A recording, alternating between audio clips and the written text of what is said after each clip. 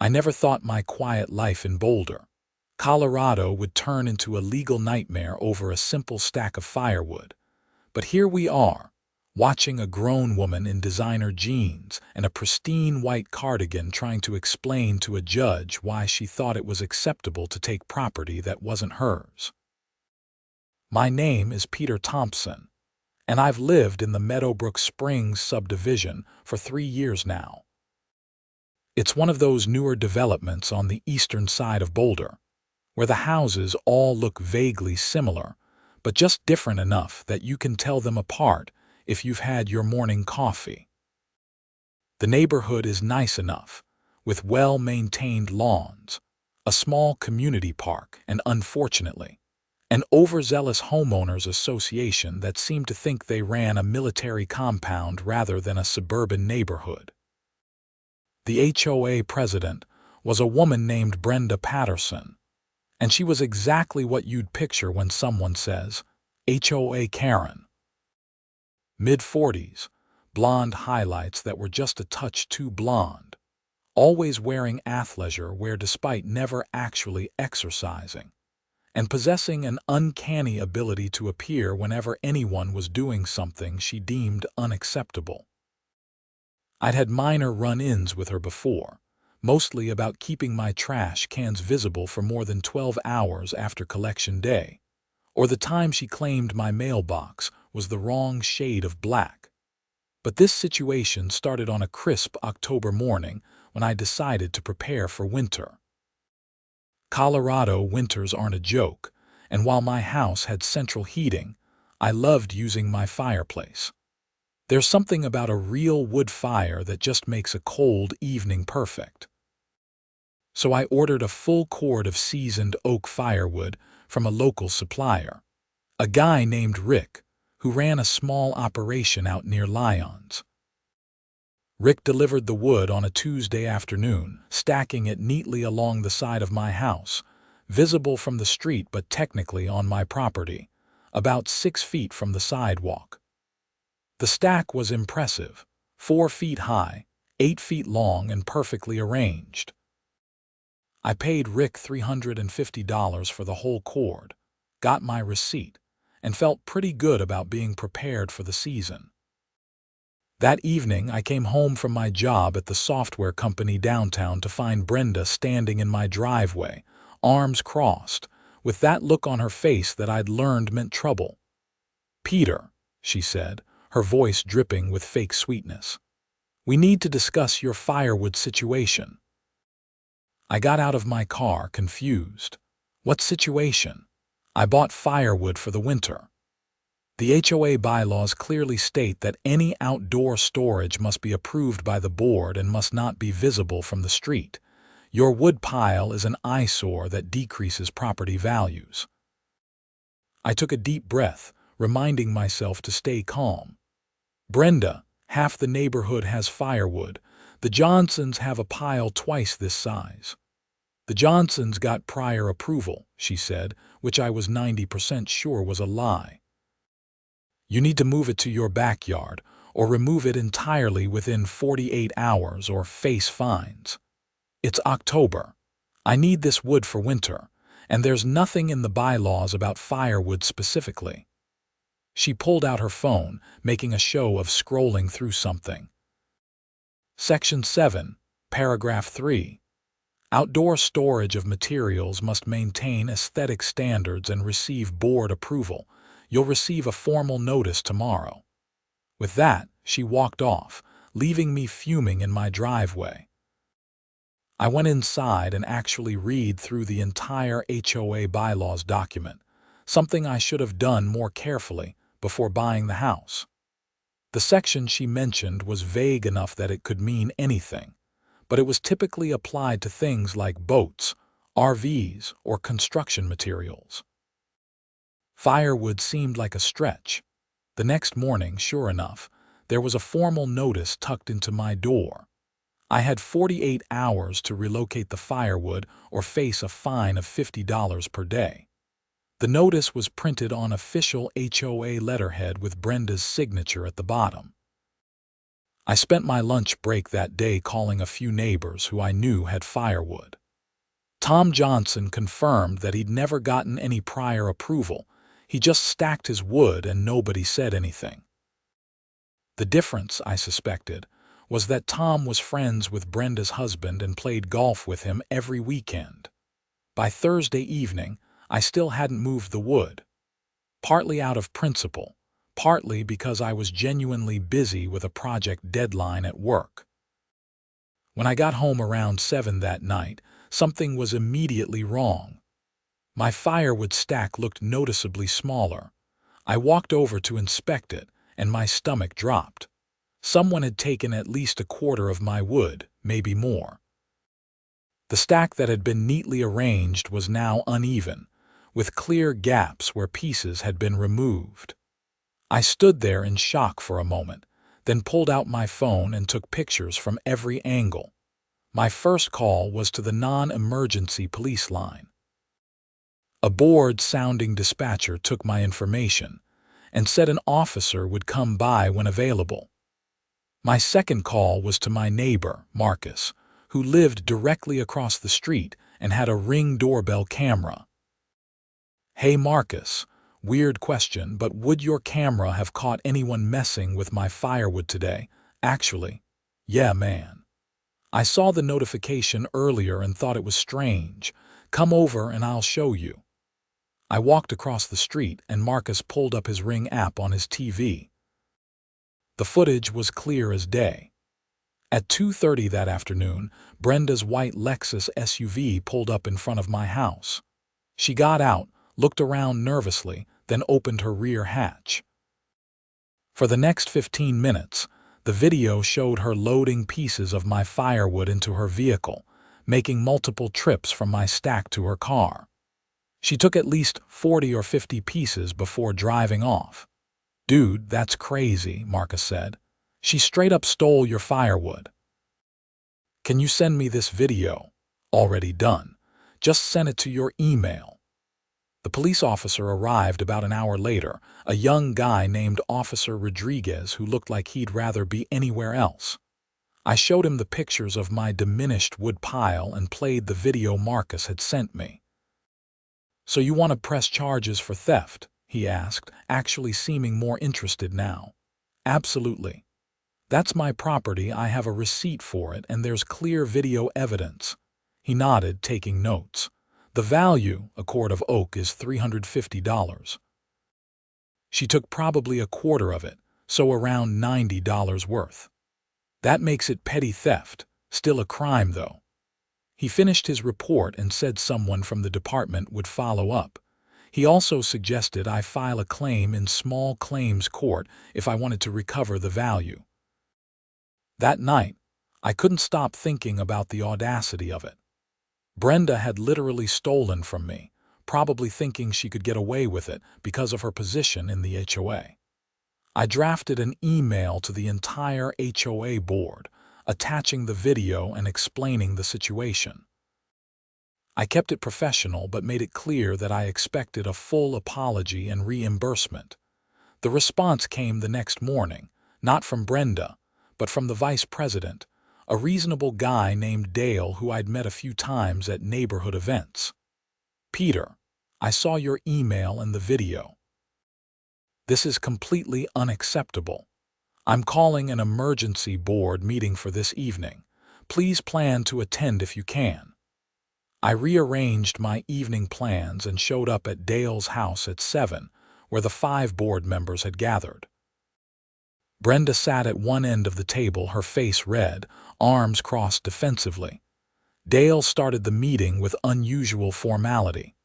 "Brenda, we've all seen the video. Can you explain why you took firewood from Peter's property?" "It was going to be fined anyway," she said, her voice sharp. "I was doing him a favor by removing an HOA violation. I was planning to return it after he came into compliance." The silence in the room was deafening. Another board member, Linda, spoke up. "Brenda, you can't just take someone's property. That's theft, regardless of your intentions." "I'm the HOA president. I have the authority to enforce violations." You have the authority to issue fines, not to steal, Dale said firmly. Peter, what do you want to happen here? I want my firewood returned, an apology, and I want to file a formal complaint about her conduct. Also, I want the bogus violation notice rescinded. Brenda stood up. This is ridiculous. I was enforcing community standards. Sit down, Brenda, Dale said, his voice harder now. We're voting to suspend you from the board pending a full investigation. All in favor, 4 hands went up. Only Brenda's stayed down. This is a coup, she said, grabbing her purse. I'm going to fight this. She stormed out, slamming Dale's door hard enough to rattle the windows. The rest of the meeting was spent discussing next steps and drafting a formal response. They agreed to rescind the violation notice and send a community-wide email explaining that Brenda had been suspended. But Brenda wasn't done. When I got home that night, I found another notice on my door, this time claiming I owed back fines for various violations I'd supposedly committed over the past 6 months. The list was absurd, including things like grass height exceeded standards on May 3rd and mailbox showed signs of weathering in July. The total claimed fines added up to $1,500. I forwarded this to Dale immediately, and he confirmed it was completely fabricated and held no authority since she was suspended. But it showed me that Brenda was going to make this as difficult as possible. Over the weekend, I went to Brenda's house to retrieve my firewood. Her husband, Greg, answered the door. He was a quiet, mild-mannered guy who worked in insurance and seemed perpetually apologetic about his wife's behavior. Peter, I'm so sorry about this whole thing, he said. The wood is in our garage. Let me help you load it. We spent the next 20 minutes moving the stolen wood back into my truck. Greg was clearly embarrassed, apologizing repeatedly. She really thought she was in the right, he said. She kept saying you were violating the rules and she was teaching you a lesson. By stealing from me. He just shook his head. I know. I've tried talking to her. She gets these ideas and won't let them go. Monday morning, I took a personal day to visit the Boulder County Combined Court building downtown. I filed a small claims case against Brenda Patterson for theft, requesting reimbursement of $90 plus court fees. The clerk was helpful, explaining the process and giving me a court date 6 weeks out in late November. That same afternoon, I got a call from Detective Sarah Chen from the Boulder Police Department. She'd been assigned to my theft case and wanted to meet to discuss it. We met at a coffee shop near the courthouse, and she reviewed everything with me, watching the Ring video on her laptop several times. This is pretty straightforward, she said. Clear video evidence, clear theft. The main question is whether she'll claim some kind of defense based on her HOA position. Can she do that? No, but people try all sorts of things. I'm going to contact her for an interview. Given that it's petty theft and she's a first-time offender, the DA will probably offer a plea deal, community service or something. But it'll still go on her record. I just want this resolved, I said. She's made living in this neighborhood a nightmare. Over the next few weeks, things escalated. Brenda, still technically suspended from the HOA board but refusing to acknowledge it, began a campaign of harassment that was honestly impressive in its petness. I'd find my trash cans moved into the middle of my driveway. My morning newspaper would be missing. Someone left a bag of dog waste on my porch, even though I didn't own a dog. I installed my own security cameras, catching Brenda on video for several of these incidents. I forwarded everything to Detective Chen, who added it to her file. Marcus, my neighbor across the street, started keeping a log of every time Brenda's car slowly drove past my house, which was happening multiple times a day. She's obsessed, man, Marcus told me one evening. This isn't normal HOA stuff anymore. This is harassment. He was right. I contacted a lawyer, a friend of a friend named Jennifer who specialized in property disputes. She reviewed everything, including the HOA bylaws, the theft video, and the harassment evidence. "You have a strong case for the small claims court," she said. "But I'd also recommend filing for a restraining order. Her behavior has crossed into stalking and harassment territory." I took her advice and filed for a temporary restraining order the next week. The hearing was scheduled for a week later, right before Thanksgiving. At the hearing, I presented the video evidence of the theft, the photos of the various harassment incidents, and Marcus's log of Brenda's drive-bys. Brenda showed up with her own lawyer, a sharp-looking woman who tried to argue that Brenda was simply performing her duties as HOA president and that I was being overly sensitive. The judge, a stern woman named Judge Martha Delgado, wasn't buying it. "Miss Patterson, your position in the HOA doesn't give you authority to take property that isn't yours. The video evidence clearly shows theft, and these subsequent incidents of harassment are concerning." "Your Honor, I was trying to enforce community standards," Brenda said, her voice taking on that whiny quality people use when they know they're losing. "By stealing firewood and leaving dog waste on his porch. That's not enforcement, that's harassment. I'm granting the temporary restraining order. You are to stay at least 100 yards from Mr. Thompson's property and have no contact with him except through legal counsel." Brenda's face went pale, then red. "This is insane. He's the one violating HOA rules. Miss Patterson, I suggest you stop talking before I hold you in contempt." "Do you understand the terms of this order?" "Yes," she muttered. The restraining order was a relief, but it also seemed to push Brenda over some invisible edge. That very night, I was woken at 2 in the morning by a loud crash outside. I looked out my bedroom window to see Brenda's Lexus parked in front of my house, engine running. My mailbox was knocked over, clearly hit by her vehicle. I called 911 immediately, keeping my eyes on her car. She just sat there, engine running, like she was deciding what to do next. Within 5 minutes, a police cruiser pulled up, lights flashing. I watched as Officer Rodriguez, the same officer from the original theft report, approached her vehicle. She tried to drive away, but he'd blocked her in. The interaction lasted about 10 minutes before he walked her back to his cruiser in handcuffs.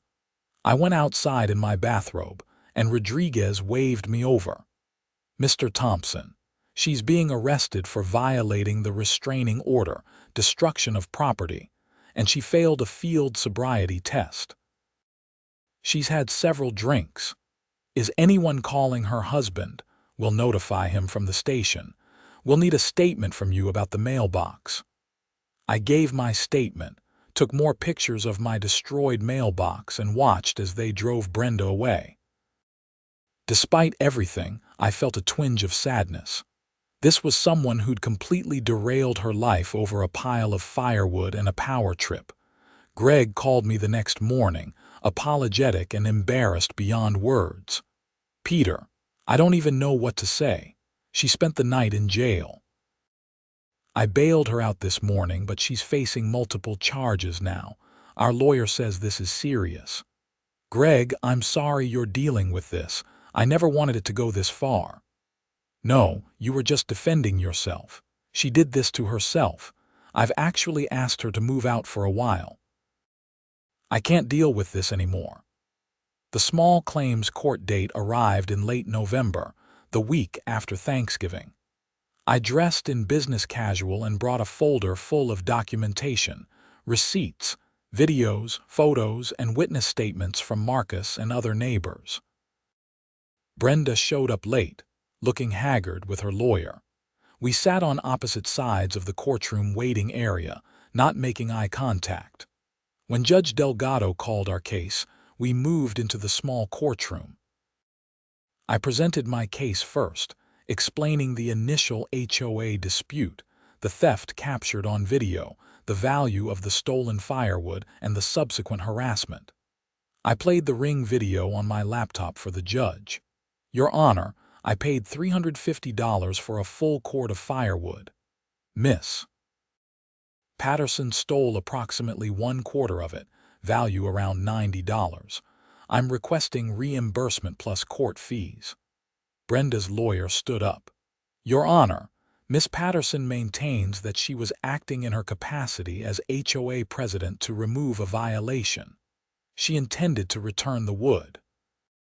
Judge Delgado held up her hand. Counselor, I've already ruled on this behavior in the restraining order hearing. Miss Patterson committed theft, period. The question now is damages. She turned to me. Mr. Thompson, do you have documentation of the wood's value? I handed over Rick's receipt and a printed price list from his website showing current firewood prices. The judge reviewed them carefully. Miss Patterson, do you have any evidence to dispute these values? Brenda started to stand, but her lawyer pulled her back down, whispering urgently to her.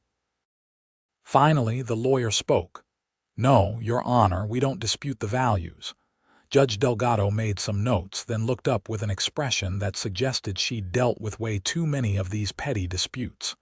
Here's what concerns me about this case. This wasn't a simple neighbor dispute. Miss Patterson used her position in the HOA to harass Mr. Thompson, stole his property in broad daylight, then engaged in an escalating pattern of harassment that led to criminal charges.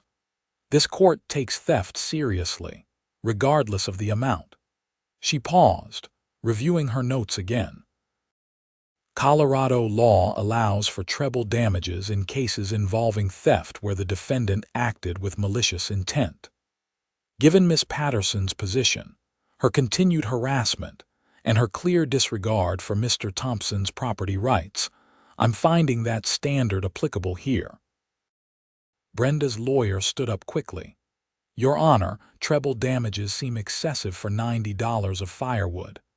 Counselor, your client didn't just take firewood. She abused her position, committed theft, violated a restraining order, and showed no remorse throughout this process. The law is clear. I'm ordering Miss Patterson to pay Mr. Thompson $270, 3 times the value of the stolen firewood, plus $150 in court fees and costs. Total judgment, $420. Your Honor, Brenda finally spoke, her voice shrill. This is ridiculous. It was just firewood. Miss Patterson, it was theft. You're lucky you're only facing civil penalties. Given your criminal charges, I suggest you take this as a lesson learned. Judgment for the plaintiff. Next case. We filed out of the courtroom, and I could hear Brenda arguing with her lawyer in hushed, angry tones. I felt relieved but exhausted. This whole ordeal had consumed months of my life over something that should have been simple. Detective Chen called me that afternoon. I heard about the judgment. Congratulations. I wanted to update you on the criminal case. The DA is offering her a plea deal, guilty to petty theft and violating a restraining order, 1-year probation, 50 hours community service, and mandatory anger management classes. Her lawyer is recommending she take it. Will she? Probably. The alternative is a trial, and that video doesn't lie. She'd lose and potentially face jail time. I just want this over with. Should be soon. Oh, and the HOA board officially removed her. I guess they held a formal vote. That was news to me, but good news. Dale had told me they were working on it, but had to follow proper procedures. The HOA bylaws required a formal vote by the membership, which they'd conducted via email. December brought cold weather and finally some peace. Brenda accepted the plea deal, and I heard through Greg that she was attending her anger management classes and doing her community service at a local food bank. Greg also filed for divorce, which I learned from Marcus, who heard it from another neighbor. Apparently this was the last straw for him, Marcus said. She refused to take any accountability, kept insisting she was right and everyone else was wrong. The HOA had elected Dale as the new president, and his first action was to officially rescind any violation notices against my Firewood.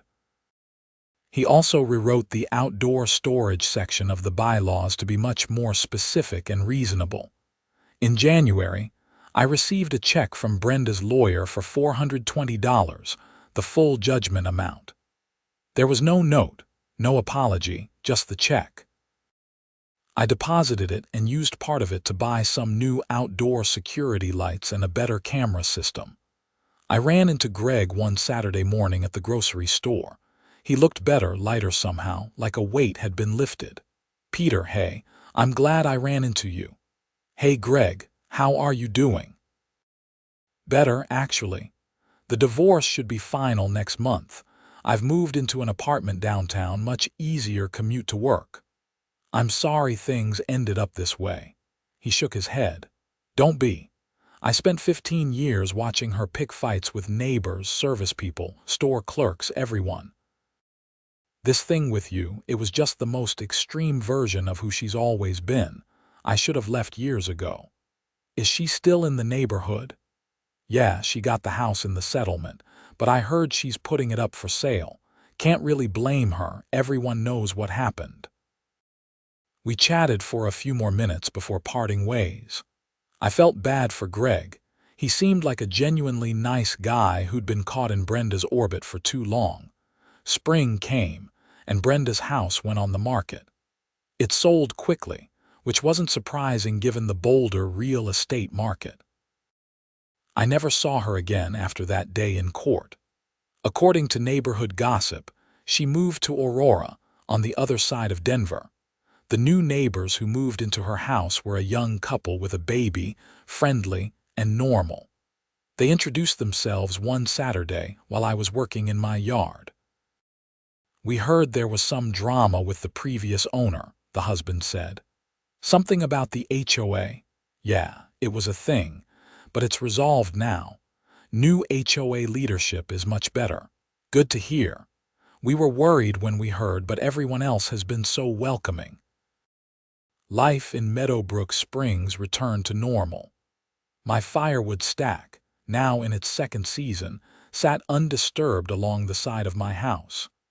Dale, as HOA president, focused on actual community improvement rather than petty rule enforcement. They organized neighborhood barbecues, improved the community park, and generally made the area more pleasant to live in. I never forgot the lesson, though. I kept my security cameras, maintained copies of all HOA correspondence, and made sure I knew my rights as a homeowner.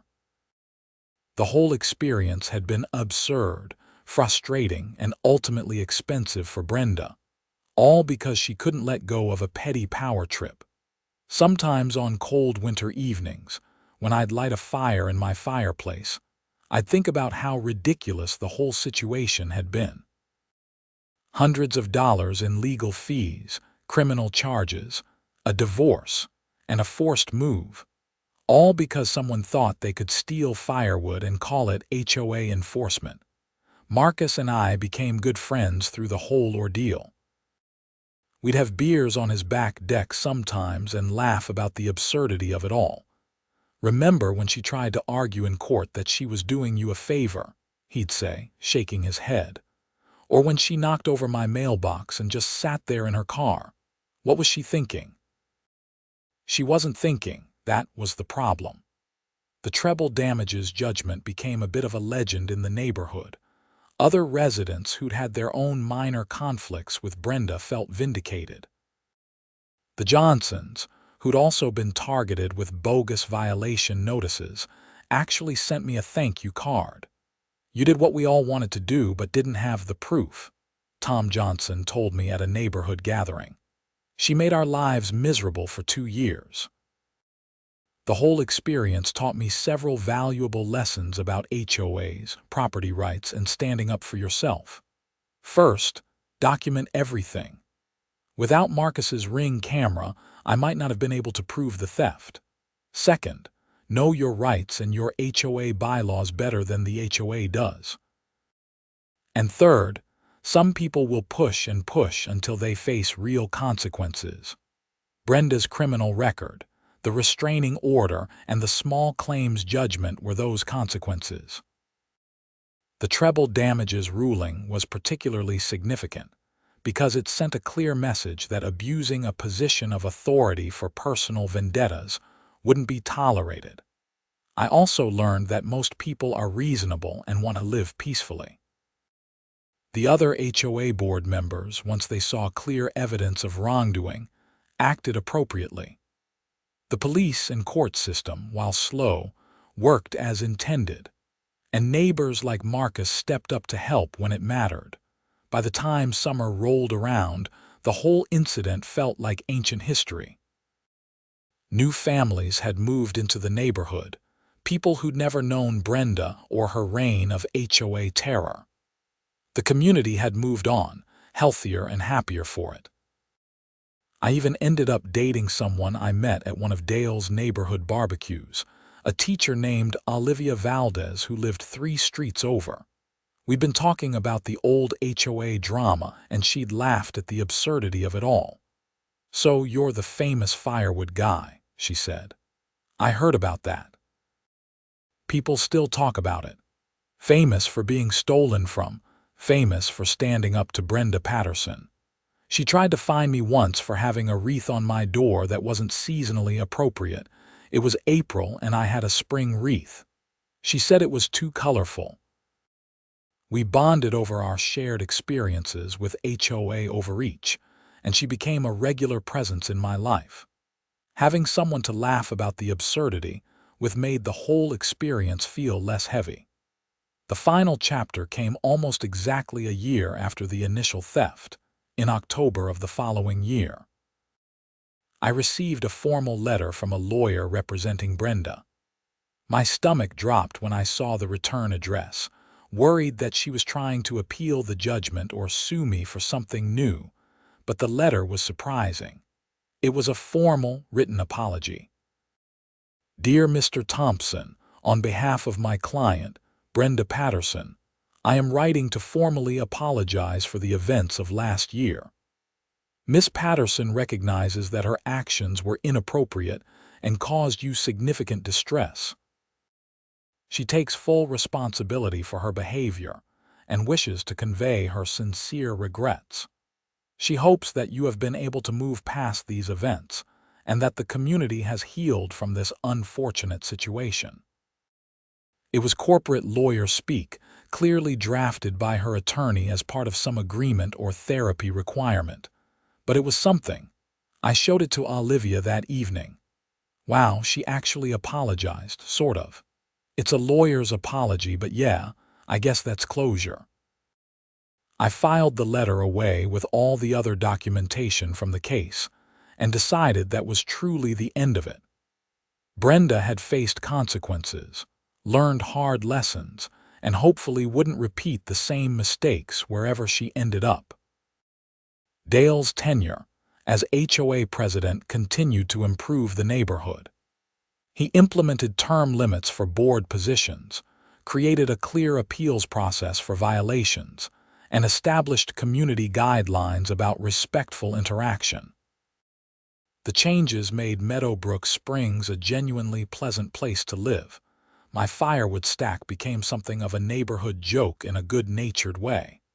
Every fall, when I'd order my new cord of wood, neighbors would make comments. "Getting your firewood again, Peter." "Better lock it down this time," they'd say with a smile. Or "install a fence," someone else would add. "Maybe booby traps," I'd laugh along because now it was funny. Time and distance had transformed a stressful situation into a neighborhood legend, a cautionary tale about HOA overreach and the importance of documentation. The security camera footage of Brenda loading firewood into her Lexus had even made its way to a local news segment about HOA disputes. The reporter had contacted me for an interview, which I declined. But they'd run the story anyway, blurring Brenda's face but showing the video. It became a minor viral sensation for a few days, shared on local social media with comments like HOA Karens are out of control, and this is why I'll never live in an HOA neighborhood. Through it all, I just wanted to live my life, have my firewood, and enjoy the Colorado winters in peace. The treble damages judgment, while financially satisfying, was more about the principle. Judge Delgado had recognized that this wasn't just about $90 of wood, it was about abuse of power, and she'd ruled accordingly. As I sat by my fireplace that second winter, Olivia beside me, a glass of wine in hand, I reflected on how a simple decision to buy firewood had spiraled into months of legal drama. But I also appreciated what I'd learned about standing up for yourself, the importance of community, and how the legal system, for all its flaws, could work correctly when you had evidence and persistence. The fire crackled warmly, the wood burning steadily, and I thought about how every piece represented a small victory. Not over Brenda specifically, but over the idea that people in positions of minor authority could abuse that power without consequences. Marcus texted me that evening. Saw Brenda's old house has Christmas lights up already. New neighbors seem nice, I replied. They are, different energy entirely. Still can't believe the whole firewood thing happened. Wild. Ancient history now, true. Hey, need any firewood? I know a guy, followed by several laughing emojis. I smiled and set my phone down. The whole experience had become exactly what it should be: a story, a memory, and a reminder that sometimes you have to fight for basic principles, even over something as simple as a stack of firewood. The community had healed, Brenda had faced her consequences, and life in Meadowbrook Springs continued peacefully. The HOA functioned as it should, helping maintain property values and community standards without the petty tyranny that had defined Brenda's leadership. And my firewood. It sat undisturbed, properly stacked, keeping me warm through the cold Colorado winters, a testament to the fact that sometimes standing your ground pays off, even if it takes time, documentation, and a judge who understands that treble damages aren't just about the money, they're about the principle. Every time I added a log to my fireplace, I felt a small sense of satisfaction. Not spite or revenge, but the simple satisfaction of knowing I'd done the right thing, stood up for myself, and helped create positive change in my community. The $420 check had been nice, but the real victory was the transformation of the HOA culture and the accountability that had been established. Years would pass, and new residents would move in, who'd never heard the story. But for those of us who lived through it, the Great Firewood Theft of Boulder, Colorado would remain a legendary tale of HOA overreach, and the homeowner who said enough was enough. And somewhere, hopefully, Brenda Patterson learned that being in charge doesn't mean being above the law, and that stealing firewood, no matter how justified you think you are, will always be exactly what it is: theft. The judge's order to repay triple the value stood as a permanent reminder that actions have consequences, and sometimes those consequences come in threes.